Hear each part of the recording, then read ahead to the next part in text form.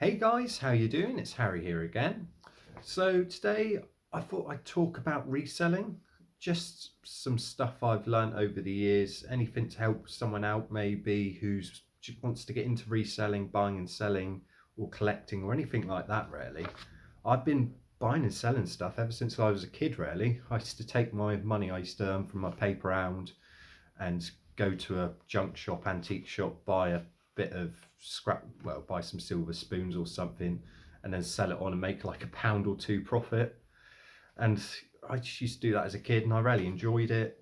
And I've been doing it ever since, really. I do it mainly as a hobby. I don't do this full time for a living for many reasons, but main one being I find it hard to do so in the UK. But yeah, just jump in and I'll just share some bits and pieces with you and stuff like that. Now, the biggest bit of advice I can give you is buy what you like, buy stuff that interests you, buy stuff you know about, and you can't really go wrong with that, to be honest. You'll know the price of something. For example, I buy a lot of watches, video games, stuff like that, and I've been doing it a while now, so I know the price. I can pick up, some watches somebody will want near retail for, so I'll stay away from that completely. Some watches I know now that are completely broken and people only want a couple of quid for them, they're still worth money for parts. It's stuff like that. Certain video games, yeah, just certain video games can be worth an absolute fortune. The older consoles, everything shot up in the last few years, so it's stuff like that to look out for. But yeah, just buy what you like. If you're into football, for example, go into football shirts, stuff like that, stuff you already know about, stuff you know the retail value for, and you think, wait, that's quite cheap. I could probably sell that on second hand and make some money. It's just stuff like that you've got to look out for. Jewelry as well. Jewelry, if you're into jewelry, you know what you like. You think, I'd like to wear that, or someone else would probably like to wear that, so you probably sell it on for a bit of money. It's stuff like that you just got to think of. It's pretty basic, really. But yeah, always buy what you like, especially sometimes you don't sell everything straight away. So sometimes you have to sit on an item for a while. And yeah, if you're sitting with something you don't like and you're looking at it every now and then, it does annoy you. So yeah, buy what you like. It's the best way to do things, in my opinion. Up next, where should we talk about? Yeah, so we'll talk about where to buy from, where's the best place to pick up stuff to resell online for a profit. This is going to be UK based because I only do it in the UK basically. Now, the best place I find is the car boot sales. You go to a car boot sale, you get there as soon as they let a buyer in, you go around, people are putting the stuff out, and yeah, that's the best place I've found to buy stuff. You find a lot of people doing house clearance. You see a big house clearance van at a car boot sale. They want the stuff gone. So you can get a really good price for items there. But yeah, don't be afraid to ask for a price. Don't be afraid to haggle on a price. People like to haggle. So yeah, just make offers. And yeah, that's what I'll say about car boot sales. You can also sell stuff at car boot sales as well, and you can resell that way if you want to, skip the online part. But yeah, it's completely up to you. But I'd say car boot sales is one of the best places to find items to resell online in the UK lately. You've also got stuff like, I've got a little list here. um, Markets, flea markets. I pick up a few items here and there from flea markets. Auctions are really good. If you find yourself a good auction house, not too big, hidden away a little bit, you can get some really good deals from auction houses. So always take a look. You don't really need to do much to go to an auction house. You go in, you just speak to the people there. Half the time, you just have to fill out a little form. If you go into a live auction, you just have to fill out a little form. They give you a paddle, and basically on the form, it's just your address, where you live, your phone number, stuff like that, just in case if you did bid an item and then decided you didn't want it and ran away. But yeah, auctions are quite good. I haven't had much luck at my latest auctions. There used to be a little auction house near me that I did really well from, but then that shut down, unfortunately. But yeah, auctions are good to buy from. Other places in the UK, charity shops. With most charity shops, though, nowadays they know the price of things and they mark it up as such, but you do still find some good gems there. Also, you can haggle with a charity shop, but I just wouldn't, because the money goes to charity. It's all, it all goes to good in the end. So I really wouldn't bother haggling at a charity shop. I think it's just morally wrong, really. A lot of people do it though, but I just wouldn't. I just think it's wrong to do so at a place like that. And then you've got like jumble sales, little tabletop sales, stuff like that. They can be gold mines for finding little bits and pieces. A lot of people don't know what they have, and yeah, you can haggle with people, but I'd also say be fair with people if you can. Some people, house clearance, they just want rid, you know, pay what they say. The little old lady selling something too cheap, I always say, here's a few extra quid, because I feel bad at the end of the day. If you take advantage of someone like that, it's not exactly okay. At the end of the day, some people are trying to make a living, I know, but you've got to think about morals and stuff like that when it comes to stuff like this. But yeah, they're the best places to buy from. You can buy online, obviously, as well. You can buy and then resell from like eBay, for example. A lot of people do that. I'm not as clued in on that, to be honest, but you can get some good deals. If you throw out an offer early, say somebody's put something up on auction, if you throw up a decent offer, they'll probably accept it. So there's always that, which is good. But yeah, that's a few good places to buy from. What should we go next? Where to sell? Now, where to sell? eBay obviously is the biggest one to go for. I only ship stuff in the UK. I can ship internationally, but I don't like to be honest. I find there's too many variants. Stuff can get lost. Uh, Stuff like that, really. When I do sell on eBay, I always make sure I use a tracked service, something. Well, a lot of times I just use Royal Mail because it's easy peasy. And what I do, I go to the Royal Mail and I pay for a signed for service. So that's when I've sent the item, it goes to the person's house. They have to sign for it to know they've got the item. Royal Mail takes note of that, because a lot of time you'll find you send an item, a person says they haven't got it. They say, oh, it hasn't been delivered. And then obviously what you do, you have to give them a refund really, or you get really bad reviews on eBay. But if you use a tracked for, signed for service, you know the parcel's got there directly, so you're covered. And then I say, ooh, and they get a bit defensive and stuff like that.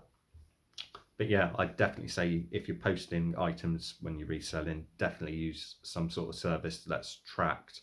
A lot of services as well would give you a compensation up to a certain amount. So keep that in mind. If you're selling something rather expensive, you want some compensation if it does get lost. But yeah, eBay's obviously the best one to sell on. Everyone uses eBay, it's trusted. There are more sites out there nowadays. I know a lot more people like in America not using Whatnot auction, but I don't think that's big enough yet, to be honest, down here. And you need quite a big social media presence, I believe, to sell well on there. I'm not completely sure on that. That's what I've gathered from what I've heard. But yeah, eBay is pretty much your best friend when you're a reseller. Everyone uses it, so it's the best one to go for, in my opinion. You've got Facebook Marketplace as well. That's a nice, easy one to use. Everyone's got Facebook.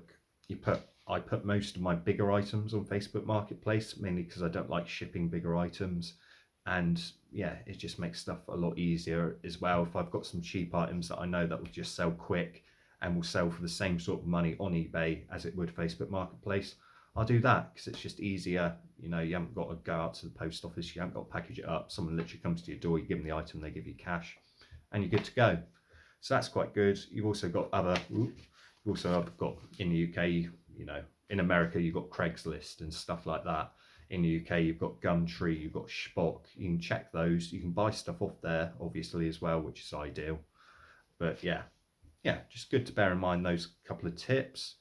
What else we got? And you can sell to shops. You can obviously buy something and take it down to your local town. If you've got silver jewellery, you can go to your local pawn shop. They'll probably give you just melt value or something like that. But it's a way of doing things. I buy a lot of video games, you know, stuff like that. I can take it to CEX and they'll give me cash for my items and I make a bit of money that way. I haven't got to post the item. A lot of times as well, CEX doesn't check if the item's working. So if you have got 40 items, you can sell them. I don't do that anymore. I used to do it when I was a kid. I don't do it anymore. But all items, even broken items, sell for money. Like I said, with watches, broken video games consoles sell for money. Broken electronics sell for money because people want parts. Broken mobile phones, I found out recently, can fetch a decent amount if you pick them up cheap enough. So yeah, just something to bear in mind. Now, something else in the UK that happened recently was the new tax law, and now they are taxing people selling stuff online. They've said eBay, Airbnb, anyone making money that should be paying tax should be paying tax. On eBay, you've got up to £1,000 you can make before they can, taxman intervenes. So what I'd suggest is, and even if you're not worried about that at all, just keep a record of what you buy, how much you sell it for, how much profit you've made, shipping and all that, and just keep a record of how much you're making. It makes life a lot easier. You know exactly what you're making. It's also good to look back and say, oh, I bought something similar. Oh, that's for sale. I bought something similar. I got this much for it last time. So if I pay this much, I know I can get this much. So it's just good common knowledge to just keep a little record of what you buy and what you sell. It comes in handy, and yeah, it's just a good thing to do. But yeah, back to the UK tax law. Keep a record of what you buy, keep a record of how much it sells for, and keep a record of the postage. eBay will take commission, obviously, as well, so bear that in mind. But yeah, keep a record, because they are, gunning for people now to get a bit more money out of, as government always is. But yeah, so just keep a good record. You can, if you want to go full-time reselling, you can go self-employed and then just do it through that. It's quite easy to go self-employed nowadays. It doesn't take much. You can read up on that online. But yeah, and obviously then you'll get money back, a tax rebate from buying your postage items and stuff like that. But the main thing about this UK tax thing that I do find a bit fishy is, yeah, they're going to tax resellers, but surely if you buy something from a car boot, you pay cash. Can't you just say, oh, I only made 50p profit on this item? Like, this new law doesn't make a huge amount of sense. They're probably going to go into more detail about it, but yeah, because you buy stuff from car boot sales, jumble sales, stuff like that, and you won't get a receipt. Stuff, if you buy from like an auction or a charity shop, you get receipts, obviously, and you can keep those as evidence and blah blah blah. If you just say you buy it from a car boot sale, there's no evidence how much you paid for an item. There's no evidence how much profit you made from that item. So it's just complicated, really. I'm a good boy, so I write everything down properly, and obviously I put it up on YouTube what I buy and sell everything for. But yeah, it's just, I don't know how they're going to enforce this new tax law, but we'll see what happens with that. But yeah, those are just a few reselling tips. But yeah, basically I've done it for a while. I do it as a hobby. I don't do it full time. I just enjoy doing it. I find it fun looking for something, a bit of treasure at a car boot sale, jumble sale, charity shop. You're looking around, you see something, you're like, wow, that's good. I hope if it's cheap, and you're like, wow, that is cheap, I can sell that online. You get a bit of a rush from it, truth be told. But yeah, it's just a bit fun. I enjoy doing it. It's a good way to make a little bit of side money as well. It's just fun, really. That's why I enjoy doing it. Obviously people do it for a living and stuff like that, but yeah, these are just a few things I've learned doing it as a bit of a side hustle, and making a little bit extra cash and having fun making YouTube videos with it as well, which I enjoy doing. So yeah, it's all just a bit of fun, really. But yeah, those are my tips.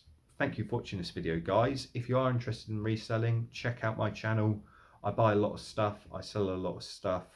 Check out the videos, the car boot sale videos on there. There's tons on there. There's going to be tons in the future. It's interesting to see what I can get for items.